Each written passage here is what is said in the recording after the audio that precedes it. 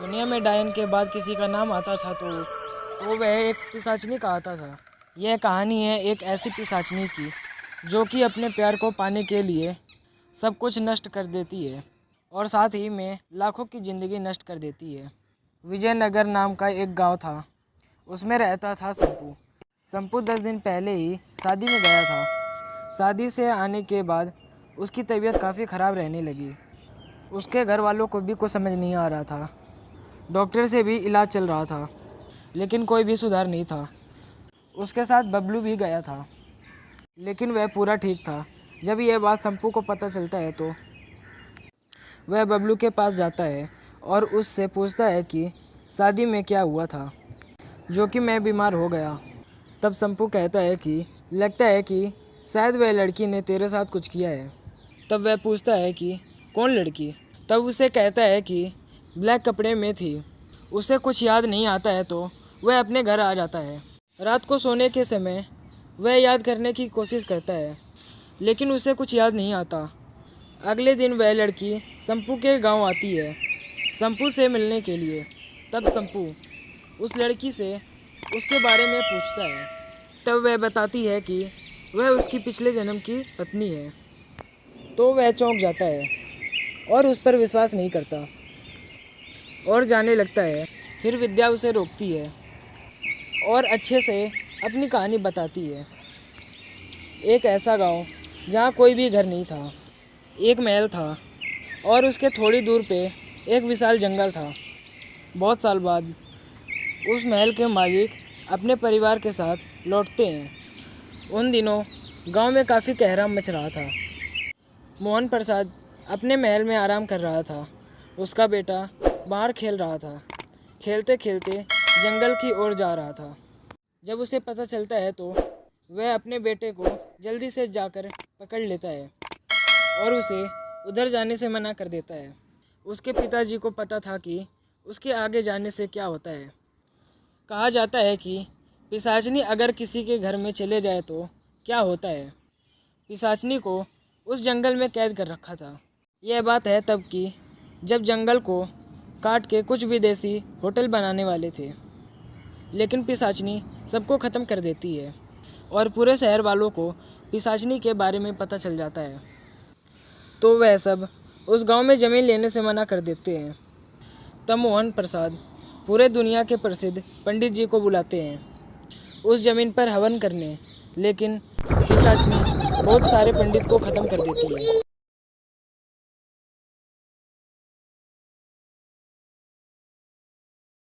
पिशाचनी की जादू से कुछ पंडित स्वर्गलोक सिधार लेते हैं, लेकिन पंडित दीनदयाल मिश्रा हार नहीं मानते और वह अपना यज्ञ करते रहते हैं। धीरे धीरे पिशाचनी पंडित दीनदयाल के यज्ञ से कमज़ोर पड़ती जाती है। उसके बाद पंडित उस पिशाचनी को बंदी बना लेते हैं और उसे इसी जंगल में छोड़ देते हैं। मोहन प्रसाद यह कहानी सुनाकर अपने बेटे को महल ले जाता है। उसका बेटा फिर से खेलने लगता है। खेलते खेलते वह फिर से उसी जगह पर आ जाता है जहाँ उसके पिता ने मना किया था। वह जैसे ही देखता है वहाँ से भागने लगता है, लेकिन वह आगे नहीं जा पा रहा था और पिशाचनी की भी आवाज़ें आने लगती हैं। धीरे धीरे वह बच्चा कोशिश करता है और वहाँ से भाग जाता है और जाकर अपने पिता से घटी घटना के बारे में बताता है।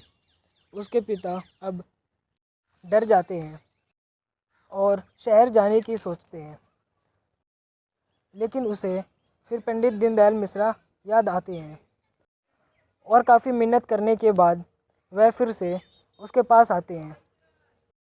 पंडित जी के आने के बाद मोहन प्रसाद पंडित दीनदयाल को सारी कहानी बताते हैं।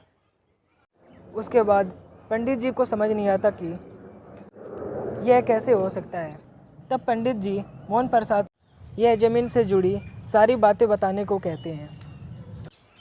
मोहन प्रसाद थोड़ा कतराता है, मगर पंडित जी के पूछने पर बताना शुरू कर देता है।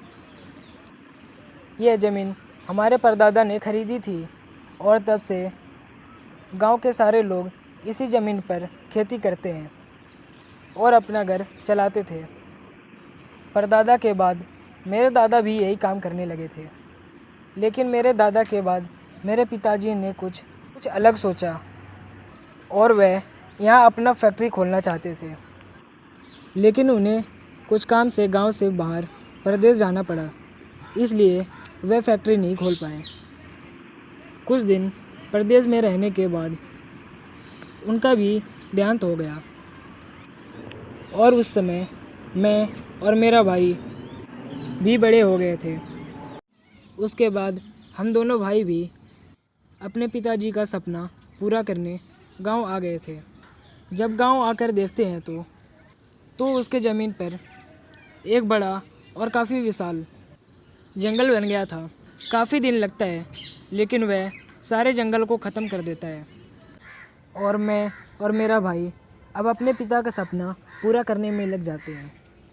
लेकिन मेरे भाई के सामने एक चुनौती आती है कि गांव के सारे लोग काम करने के लिए तैयार नहीं थे, क्योंकि वह सब लोग अपने अपने खेतों में काम करते थे और कोई भी गांव में फैक्ट्री बनाना नहीं देना चाहता था और गांव का सरपंच भी यही चाहता था।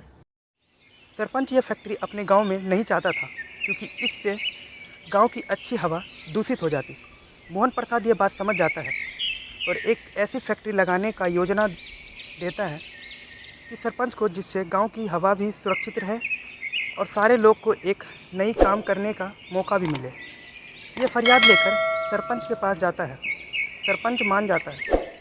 मोहन प्रसाद ये काम शुरू कर देता है और उसका भाई वापस विलायत चला जाता है।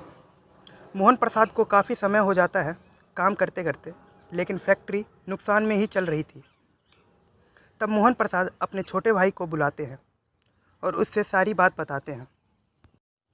उसके बाद मोहन प्रसाद छोटे भाई के दिमाग में एक बहुत खतरनाक योजना आता है, लेकिन मोहन प्रसाद ये सब बात के लिए नहीं मानते हैं। तब उसका भाई उसे प्रदेश में कुछ काम के बहाने से भेज देते हैं और वह इस काम पर लग जाते हैं। इस बार वह सरपंच से नहीं पूछते, बल्कि उसकी एक लौटी बेटी को अपने प्रेम जाल में फंसा लेते हैं और उससे शादी कर लेते हैं। शादी करके वह सीधा सरपंच के पास जाता है। यह सब देखकर सरपंच को बहुत क्रोध आता है, लेकिन वह कुछ नहीं करता। बेटी की खुशी देखकर वह शांत हो जाता है। काफ़ी देर रात हो जाती है। तब मोहन प्रसाद का भाई मनोज प्रसाद सरपंच से मिलने आता है और फैक्ट्री के बारे में कुछ वार्तालाप करता है। जब सरपंच को पता चलता है कि फैक्ट्री में शराब बनाने का काम खुलेगा, तो वह क्रोध से पागल हो जाता है और मनोज प्रसाद पर चिल्लाने लगता है।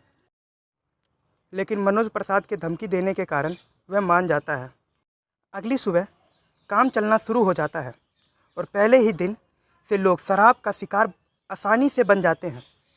गांव में शराब की मांग बढ़ने लगी थी और आसपास के गांव में भी लोग शराब का दीवाने बन गए थे। तब मनोज प्रसाद गांव वालों की शराब मांग को पूरा नहीं कर पाते हैं। तब वह नकली शराब बनाने लग जाते हैं। उसके यह तरीके से गांव के सारे मर्द जात बीमार होने लगते हैं। तब सारे गांव की औरतें सरपंच के पास जाती हैं, लेकिन मनोज प्रसाद धमकी से अगर वह इस सब में कुछ बोला तो उसकी बेटी को छोड़ देगा। वह लोग को कुछ नहीं कहता। सब औरतें घर वापस चली जाती हैं। सरपंच मोहन प्रसाद को शहर से बुलाता है। मोहन प्रसाद गांव आता है और उसके साथ जूली भी आती है। जूली मनोज प्रसाद की पत्नी थी। जब यह बात सरपंच को पता चलता है तो वह अपनी बेटी को बताते हैं। यह सब सुनकर उसकी बेटी यह सहन नहीं कर पाती है और अपना जीवन भगवान को सौंप देती है और सरपंच भी अपना शरीर छोड़ देता है। सारे गांव वालों को जब यह बात पता चलती है तो वह सब दोनों भाई को विरोध करते। लोगों का ज़्यादा कारा होने के कारण वह दोनों भाई को गांव छोड़कर जाना पड़ता है और फैक्ट्री भी बंद हो जाती है। बस पंडित जी, यही कहानी थी मेरे यह ज़मीन की। यह सब सुनकर पंडित जी यह सब का दोषी मनोज प्रसाद को मानते हैं। तब पंडित जी कहते हैं कि मैं अभी तुम्हारे घर को बांध देता हूँ, लेकिन आगे का कुछ कह नहीं सकता।